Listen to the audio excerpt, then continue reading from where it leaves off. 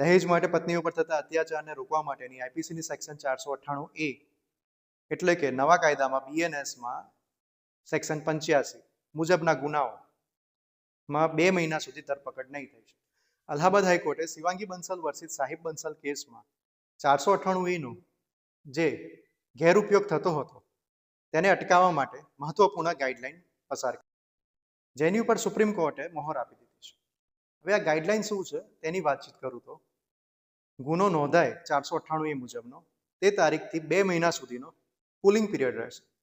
આ કુલિંગ પીરિયડની અંદર એ case family welfare કમિટીને સોંપવામાં આવશે. ફેમિલી વેલફેર કમિટી એ 2 મહિનાની અંદર જે તે પક્ષકારોને સમન્સ પાઠવશે અને એ પક્ષકારોના પરિવારજનોને તે 4 પરિવારજનોને એમાં સભ્ય બનાવશે. 2 મહિના વીત્યા બાદ family welfare committee report generate કરશે અને એ રિપોર્ટ પોલીસને અને મેજિસ્ટ્રેટને સુપ્રત કરશે અને તેના આધારે ઇન્વેસ્ટિગેશન ઓફિસર અને મેજિસ્ટ્રેટ આગળની કાર્યવાહી કરશે. તો આ માહિતી રસપ્રદ લાગી હોય તો લાગતા વળગતાને શેર કરી દો અને આવા જ વિડીયો જોવા માટે અમને ફોલો કરી દો.